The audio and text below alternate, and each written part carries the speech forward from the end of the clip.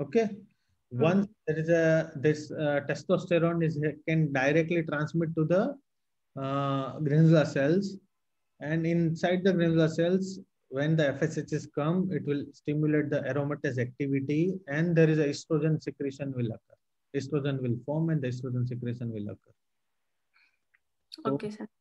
androgens are too much important for the oogenesis as well, because it will provide the precursor.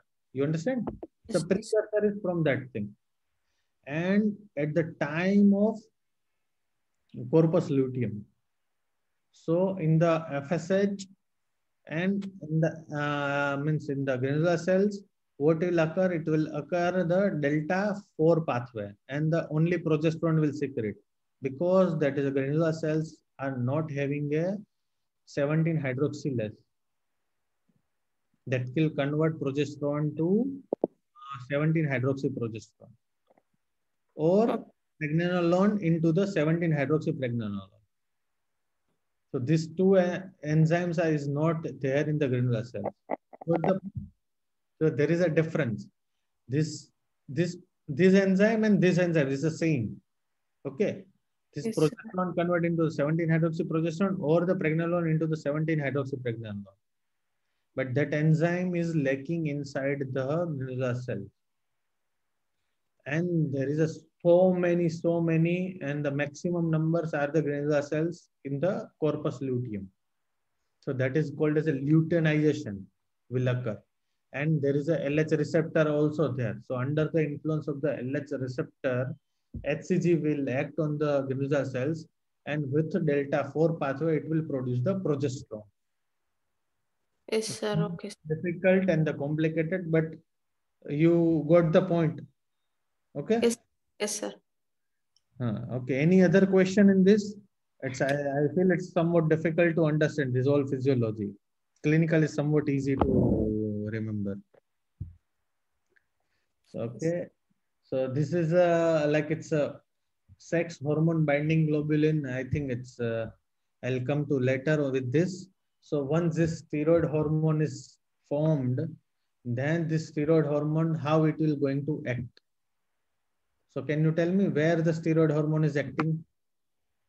In Which? the nucleus receptors, sir. Perfect. It's 100% estrogen will act on the nuclear receptor. So it will called as a nuclear receptor superfamily. So what are the hormones are there? What all are the hormones? Steroids. Okay. Any other hormone do you remember that will act on the nuclear receptor? Thyroid. No, sir. Thyroid. Okay, okay. Okay, sir. A and vitamin D. Okay, sir. The steroids. But in androgens, there is somewhat different. So here that estrogen receptor inside the nucleus. You see, Yes, sir. in androgen, that receptor in the cytoplasm, and then there is a hormone, and the receptor complex will go inside the nucleus. So Okay, sir.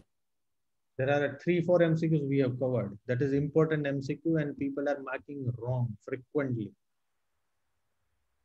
So Okay. estrogen is a intranuclear receptor. Androgen is a cytoplasmic receptor. Okay, and the other vitamin A, D, thyroid, and uh, another one is steroids. These all are the nuclear receptor superfamily. Okay, so how it will having that receptor, all receptor structure. So like we are taking estrogen receptor as a standardization.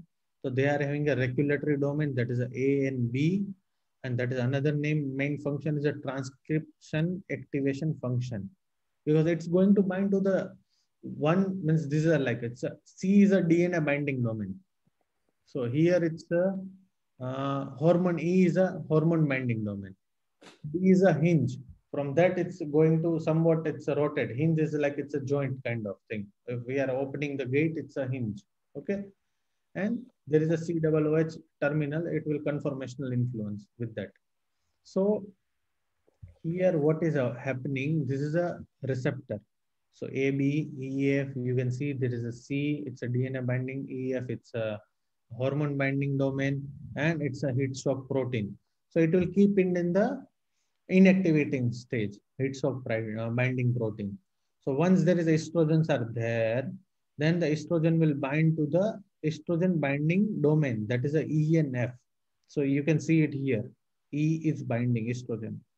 And then afterward, there is a dimerization of this receptor. So that is also MCQ.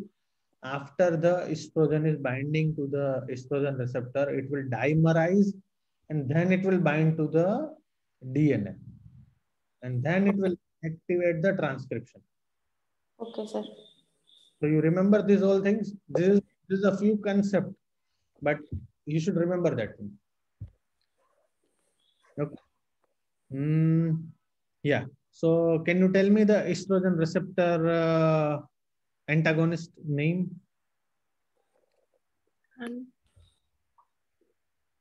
selective is Can you tell me?